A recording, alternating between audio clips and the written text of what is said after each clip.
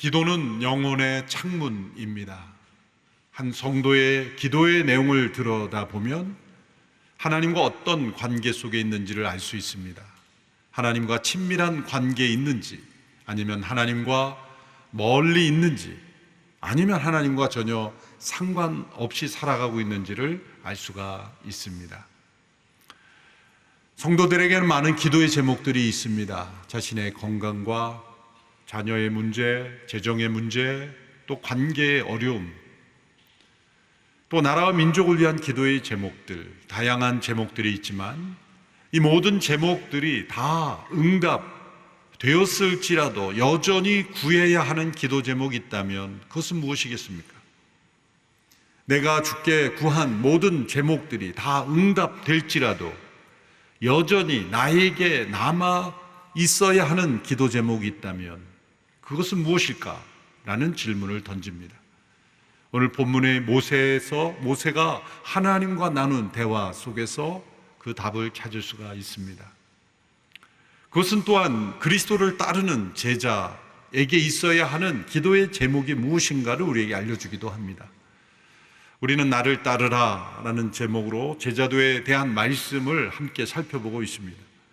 우리가 그리스도를 따를 수 있는 유일한 근거, 그것은 우리가 그리스도와 연합된 자이기 때문이라고 말씀드렸습니다. 로마서 6장의 말씀을 통해서 우리는 죄에 대하여는 죽은 자요 하나님께 대하여는 산 자가 되었다라는 이 사실 위에서 제자도가 출발하는 것입니다. 우리는 세상의 제자가 스승을 따르듯이 그렇게 모범을 바라보며 따라가는 정도의 제자도가 아닙니다. 우리는 믿음으로 그리스도와 함께 연합됨으로써 죄에 대해는 죽은 자, 하나님께 대한 산 자가 되었다는 사실, 그것을 우리 스스로 주장하고 여기며 받아들임으로써 체험해 가는 삶입니다. 그것을 요한복음 15장에서는 가지가 포도나무에 붙어 있는 이 연합의 모습으로 설명해 주셨습니다. 가지 스스로는 열매를 맺을 수 없습니다. 가지가 열매를 만들어내는 것이 아닙니다. 가지는 통로일 뿐이며, 가지가 열매를 맺는다면 그것은 나무에 있는 생명력이 가지를 통해서 열매로 나타나는 것입니다. 그래서 요한복음 15장에서는 포도나무에 가지가 붙어 있음과 같이 너희들이 내 안에 붙어 있으라, 머물러 있으라, 거하라 라고 말씀하셨습니다. 이 연합의 증거는 무엇일까요? 우리가 그리스도께 붙어 있다는, 연결되었다는 증거는 무엇일까요? 그것은 바로 우리의 마음속에 일어난 갈망입니다. 주님께 대한 갈망이 얼마나 있는가, 그것이 주님께 연결되어 있는가를 측정할 수 있는 중요한 시금석입니다. 어떠한 갈망입니까? 시편 42편에서는 사슴이 시냇물을 찾아 갈급함같이 헐떡거리며 물을 찾듯이 그렇게 목말라 하는 영혼, 그것이 바로 그리스도와 연합된 제자에게서 나타나는 갈급함입니다. 우리에게 만약 그러한 갈급함, 갈망이 없다면 그리스도와 연합된 자가 아니며 또한 그리스도를 따르는 제자가 아닐 것입니다. 그리스도를 따르는 제자에게는 이러한 주님께 대한 갈망이 있습니다. 그것은 예배로 나타나기도 하고 말씀에 대한 사모함으로 나타나기도 하고 또한 봉사와 헌신으로도 나타납니다. 그러나 그 모든 것의 중심은 바로 주님 그분께 대한 갈망입니다. 포도나무 대신 그분께 붙어 있음과 같이, 그분 안에 거함과 같이 주님께 대한 갈망이 우리에게 있는 것입니다. 오늘 본문은 그 갈망의 표현은 어떻게 나타나는가? 그것은 기도로 나타나는데 어떠한 기도의 제목이 참된 그리스도의 연합된 제자의 기도의 제목이어야 하는가를 우리는 구약시대 모세를 통해서 알 수가 있습니다. 출애굽기 33장 오늘 본문에 나타난 모세와 하나님과의 대화의 배경은 32장에 있었던 금송아지 숭배 사건과 연결되어 있습니다. 하나님께서 모세를 부르셔서 시내산에서 두 돌판을 주십니다. 그런데 그 시간이 오래 걸렸습니다. 백성들이 생각하기에 오래 걸리자 모세가 내려오지 않자 조급한 그들은 아론을 시켜서 아론에게 요청하여 금송아지를 제작을 합니다. 사람들에게 금을 모아 금송아지를 만들어서 이 금송아지가 우리를 애굽에서 이끌어낸 신이라고 그렇게 숭배를 합니다. 너무나 어이없는, 어처구니 없는 그러한 우상 숭배입니다. 하나님께서는 그 모습을 보고 진노하셨고 모세에게 말씀하십니다. 내가 이 백성을 진멸할 것이다. 그리고 내가 너로 새로운 민족을 시작할 것이다. 아브라함을 택하여 새로운 민족을 시작하셨듯이 모세를 통해 이제 새로운 민족을 시작하시겠다는 겁니다. 그리고 그렇게 말도 안 되는 우상을 숭배하는 하나님을 배신하는 그 민족을 진멸시키시겠다는 겁니다. 그때 모세가 하나님 앞에 기도한 내용이 놀랍습니다. 하나님을 말립니다. 하나님을 설득합니다. 하나님, 이 시점에서 이 백성을 진멸하시면 주변의 이방 민족들이 하나님의 이름을 더럽힐 것입니다. 그 출애굽을 통해서 광야로 인도하더니 광야에서 저들을 진멸하려고 이끌었는가? 라는 조롱으로 하나님의 이름을 더럽힐 것입니다. 하나님의 이름을 위하여 이들을 진멸하지 말아 주십시오. 더 나아가 모세는 간구합니다. 차라리 내 이름을 주의 기록된 책에서 빼주실 망정 이들을 진멸하지 말아 주십시오. 중보자의 마음이죠. 차라리 저를 생명책에서 제거해 주십시오. 그리고 이 백성을 살려주십시오라고 하는 중보의 간구를 드립니다. 이 장면만 보면 모세가 하나님보다 마음이 더 넓은 것 같습니다. 하나님은 끝내겠다고 말씀하시는데 모세는 안 됩니다. 하나님은 모세를 통해서 시작한다는데 차라리 제가 빠지겠습니다. 이걸 보면 모세의 마음이 더 넓은 것처럼 보이지만 그럴 리가 없죠. 하나님이 마음이 좁으셔서 지금 화가 나시는데 모세가 하나님을 달래는 게 아니라 하나님은 더 크고 놀라우신 계획, 선하신 마음, 긍휼의 마음을 가지고 계시는데 이 모세의 중보를 통해서 하나님께서 용서하시고 회복의 길을 주신다는 것을 계시하시기 위해서 모세를 중보자로 세워가고 계시는 것이고 그것이 궁극적으로는 또 다른 모세로 오신 예수 그리스도, 모세보다 더 큰 자로 오신 예수 그리스도의 중보를 통해 자신을 희생함으로 모든 이들을 구원하시는 유일한 중보자가 되시는 예수님이 오실 것을 보여주는 그림으로서 이 사건을 사용하시는 겁니다. 하나님께서 모세에게 다 쓸어버리고 너를 통해 새롭게 시작하셨다 그랬을 때 만일 제가 모세였다면 이런 반응을 하지 않았을까요? 하나님 잘 생각하셨습니다. 제가 봐도 이 백성 희망이 없습니다. 여기서 쓸어버리시고 새로 시작하는 것이 낫겠습니다. 저도 지쳤습니다. 그리고 한마디 더 붙여서 사람 잘 보신 것 같습니다. 제가 열심히 해보겠습니다. 보통 사람 같으면 이런 마음으로 가만히 있기만 해도 새로운 변화가 일어났을 겁니다. 그런데 모세는 하나님의 영이 임하셨어. 모세가 사실 그저 훌륭한 사람에게 이런 기도를 할 수 있었던 건 아닙니다.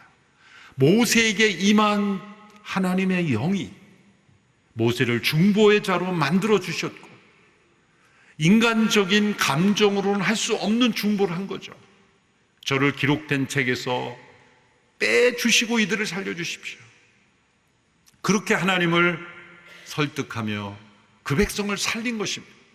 그리고 나서 33장에 넘어와서 하나님께서 그 백성을 진멸하지는 않으셨지만 이제 약속의 땅으로 가라.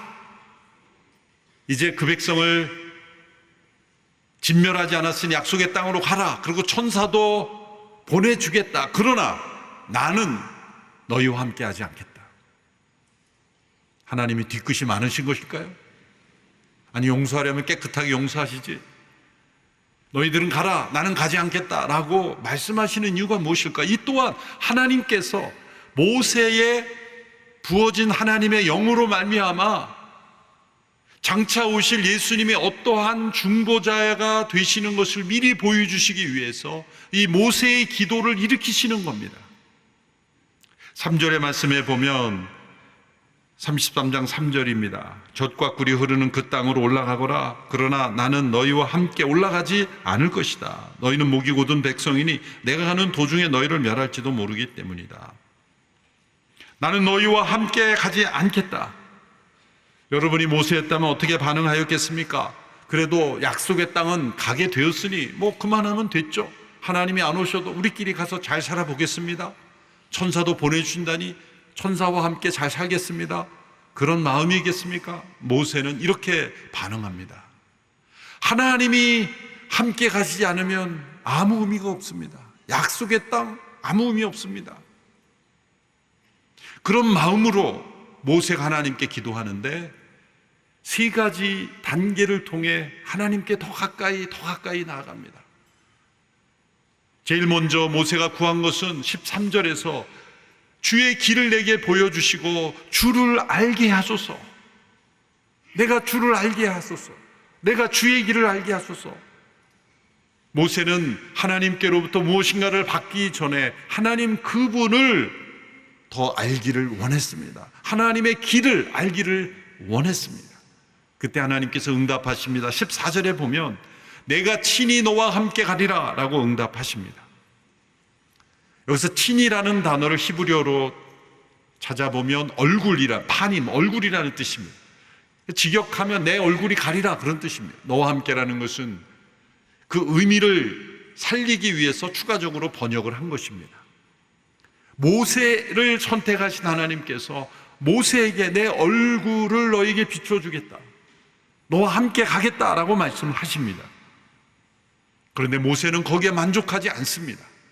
왜냐하면 하나님께서 너희와 그 백성들과 함께하지 않는다는 그 백성들 복수로 말씀하지 않으셨기 때문에, 모세와는 함께 하신다는 말씀으로 계속 머물고 있는 거예요. 모세를 통해서 새로운 민족을 시작하시겠다는 말씀에서 연장해서 이제 그 백성은 진멸하지 않았지만 이제 모세와는 함께 하시지만 그 백성과 함께 가겠다는 말씀을 아직도 듣지 못했어요. 모세는 계속 기도합니다. 그것이 15절 16절의 말씀이죠. 같이 읽겠습니다. 시작. 그러자 모세는 여호와께 말했습니다. 주께서 친히 우리와 함께 가지 않으시려거든 아예 우리를 여기서 올려보내지 마십시오. 주께서 우리와 함께 가지 않으시면 나와 주의 백성들이 주께 은총을 입었는지 누가 어떻게 알겠습니까? 나와 주의 백성들이 지면에 다른 모든 백성들과 어떻게 구별되겠습니까?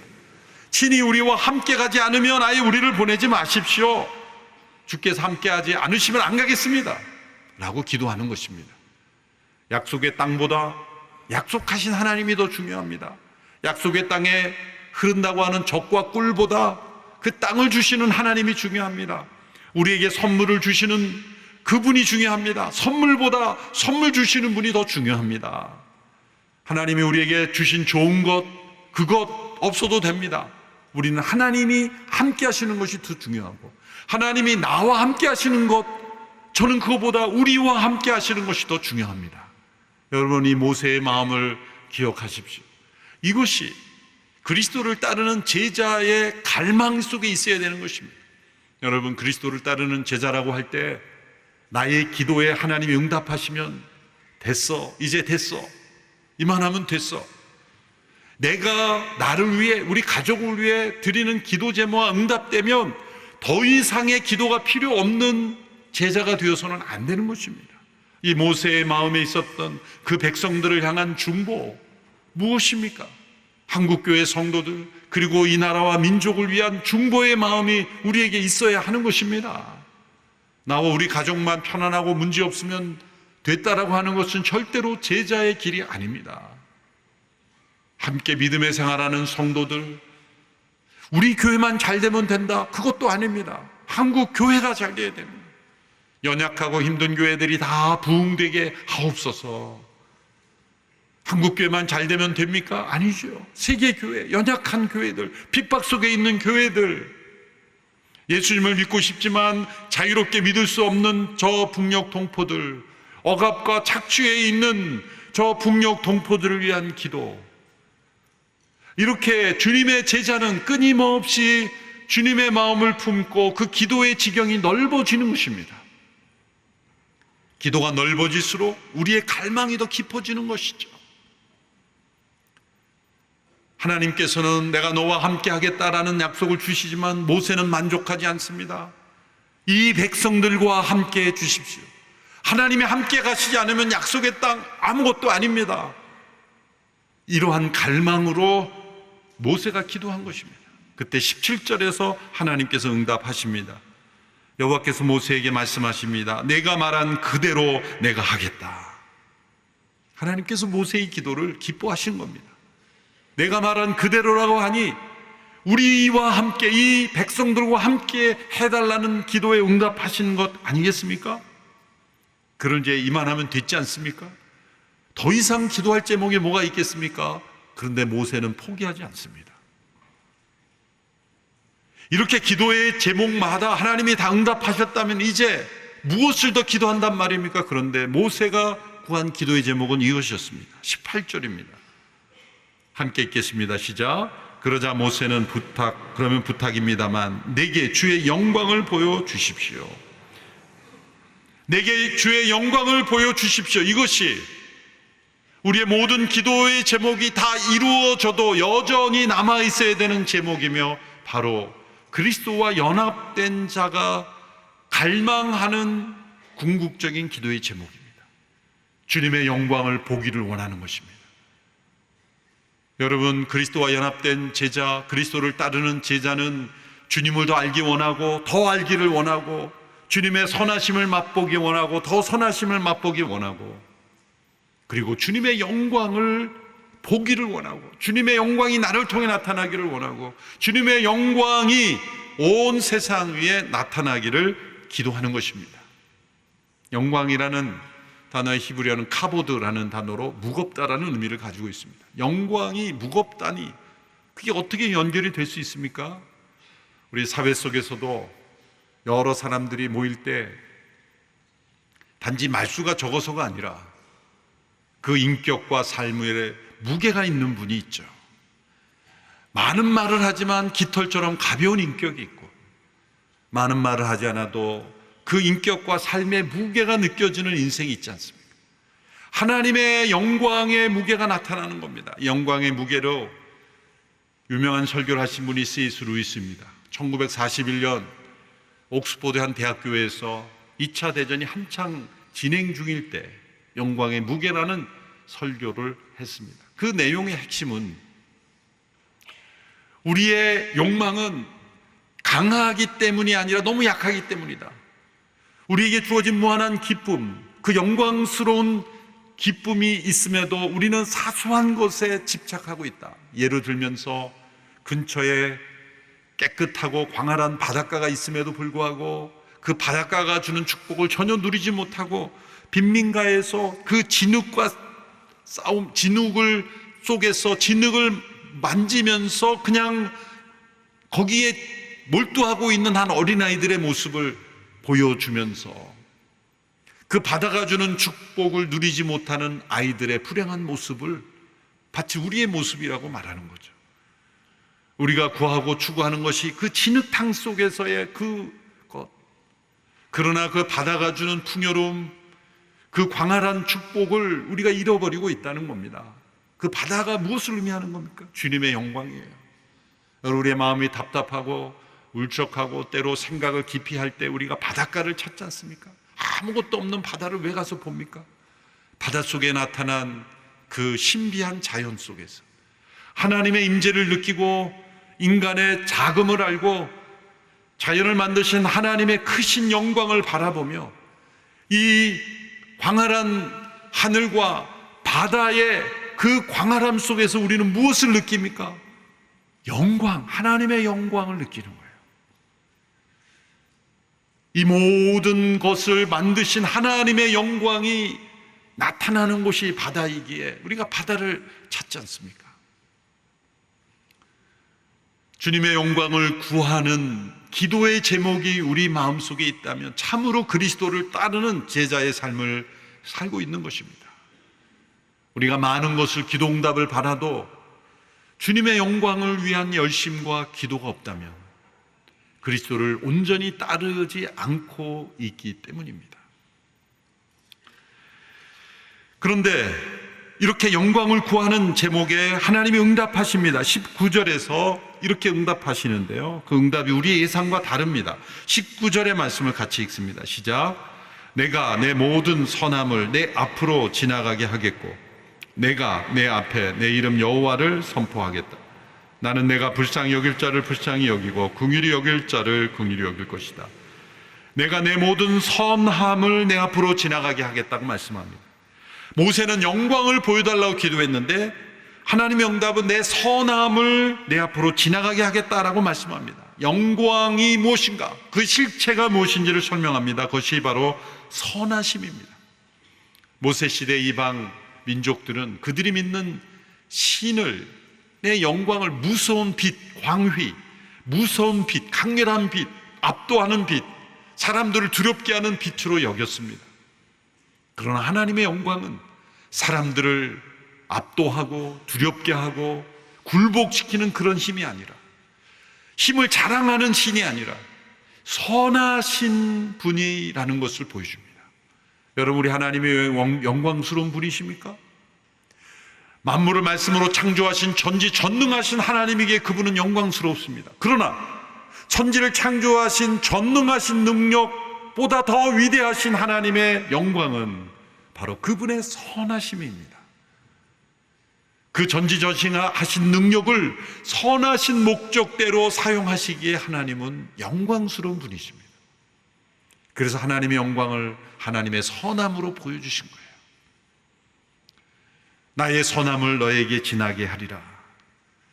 그런데 20절의 말씀을 보면 내가 내 얼굴은 보지 못한다, 나를 보고 살 자가 없다, 이렇게 말씀하셨어요.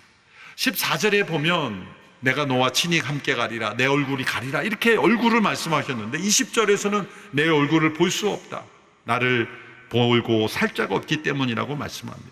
이 두 구절은 서로 모순되는 것처럼 보이지만 그렇지 않습니다. 우리 하나님은 우리에게 그 얼굴빛을 비추어 주기를 원하시는 분입니다. 그러나 죄 가운데 있는 우리들은 그 하나님의 있는 모습 그대로의 얼굴을 볼 수 없습니다. 거룩하신 하나님의 얼굴을 우리가 대면하면 곧 죽음이기 때문입니다.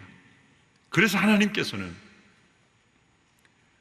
그 얼굴을 모세에게 비추어 주시되 모세의 기도에 응답하시되 모세가 안전한 방식으로 보여주시는 것으로 말씀하십니다. 그 응답이 바로 21절에서 23절입니다. 우리 함께 읽어보겠습니다. 시작. 자, 내 가까운 곳에 바위가 있으니 그 위에 서 있어라. 그러면 내 영광이 지나갈 때 내가 너를 바위 틈새에 두고 내가 다 지나갈 때까지 내 손으로 덮을 것이다. 그러고 나서 내가 내 손을 펼 것이니 너는 내 윗모습만 보고 뒷모습만 보고 내 얼굴은 보지 못할 것이다. 이 그림을 잘 상상으로 한번 그려보십시오. 하나님께서 모세를 바위 틈새에 두고 그 손으로 덮어두시고 손을 뗄 때에 그 영광이 지나간 그 뒷모습만 보게 하신다는 거예요. 여러분이 이미지를 잘 생각해 보십시오. 이 장면 안에 복음의 씨앗이 담겨 있기 때문입니다. 모세는 주의 영광을 보기를 원했습니다. 자신이 기도한 대로 하나님이 함께 해 주십시오, 약속의 땅에 함께 동행해 주십시오, 하나님께서 그렇게 하겠다. 그럼에도 불구하고 기도한 주의 영광을 보여달라는 기도에 응답하시면서 내 영광을 네가 보면 살 자가 없으므로 그 영광을 볼 수 있는 방법을 주신데 바위 틈새에 모세를 숨겨두시고 그 손으로 덮어주시고 영광을 지나간 다음에 그 하나님의 뒷모습만 보게 했다는 거예요. 이것이 왜 복음입니까? 이 바위는 곧 장차 오실 예수 그리스도를 가리키기 때문입니다. 이미 광야에서 백성들이 물이 없어 목말라 할 때 바위에게 명하여 물을 내라 말씀하셨어요. 그 바위는 무엇을 상징하는 것일까요? 장차 오실 예수 그리스도, 그분이 우리의 반석 되시는 분임을 미리 보여주고, 반석에서 물이 나옴과 같이 예수 그리스도를 통해 우리에게 생명수가 흘러넘침을 말씀해 주신 것입니다.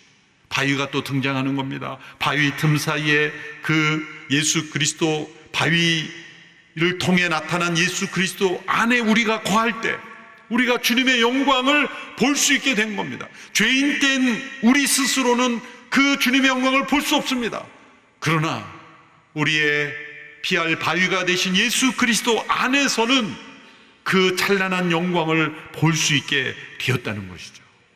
그래서 여러 찬송가, 오래된 찬송가 가사 중에 이런 가사들이 나옵니다. 만세반석 열리니, 만세반석 열리니 내가 들어갑니다. 또 다른 찬송가에서는 만세반석 열린 곳에 내가 편히 쉬리니 나의 반석 구주 예수 나를 숨겨주셔서. 이렇게 반석, 그 바위죠. 바위를 보다 고성한 한자로 만든 것입니다. 만세반석이 열렸다. 이게 바로 오늘 본문을 가지고 만든 찬송가 가사들입니다.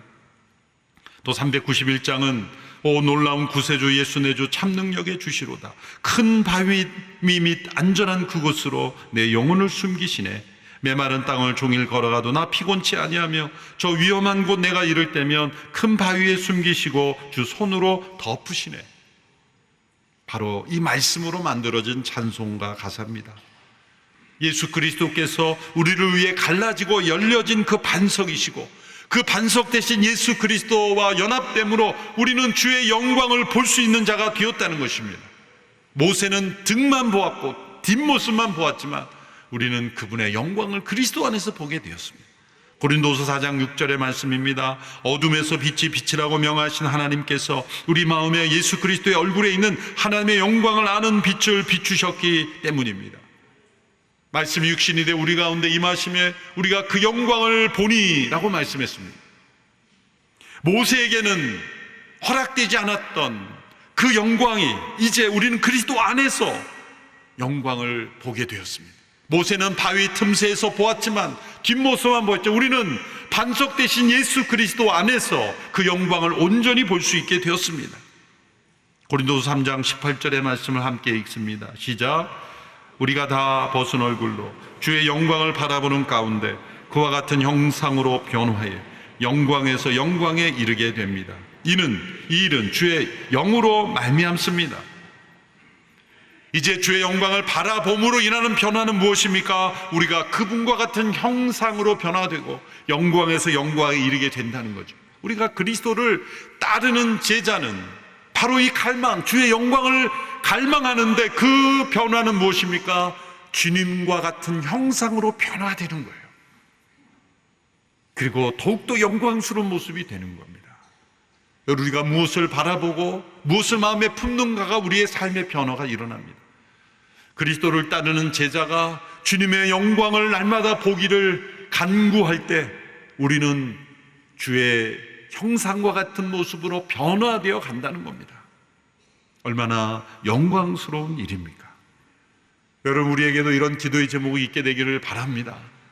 우리의 많은 기도 제목에 안주하지 마십시오. 끊임없이 갈망하십시오. 그 갈망은 때로 말씀을 사모하는 것이기도 하고 기도의 제목이 응답받는 거기도 하지만 그것을 뛰어넘어 주의 영광을 바라보는 것입니다. 여러분, 세상의 모든 지식은 어느 정도 위치에 오르게 되고 경험이 있게 되면 소위 마스터가 됩니다. 달인이 되고 전문가가 됩니다. 세상의 어떤 분야이든 그 분야에 몇십 년 있게 되면 이제 보지 않고도 알게 되는 그러한 전문가가 됩니다. 그러나 여러분, 믿음에 있어서는, 그리스도를 따르는 길에 있어서는 전문가가 없습니다. 믿음에는 달인이 없습니다. 어제까지 예수님 잘 믿다가도 오늘 믿지 않으면 안 믿은 겁니다. 지금까지 쌓은 경력으로 오늘과 내일이 보장되지 않습니다. 그러므로 그리스도를 따르는 제자는 끊임없이 오늘의 믿음, 또 오늘 갈망하며 오늘 추구하며 오늘 하나님 앞에 주의 영광을 보게 해달라는 간절함으로 나아가야 오늘 주시는 주의 응답으로 살게 됩니다. 우리에게 이런 갈망이 끊이지 않게 되기를 축원합니다. 기도하겠습니다. 하나님 아버지, 우리에게 그리스도를 따르는 제자의 삶을 허락하시고 그리스도와 연합된 삶을 허락하시니 감사합니다. 날마다 그리스도를 따르며 주와 함께 동행하는 우리의 삶이 되게 하여 주시옵시고, 우리의 기도의 제목 속에 주의 영광을 보기 원하는 믿음이 있게 하여 주시옵소서. 예수님의 이름으로 기도하옵나이다. 아멘.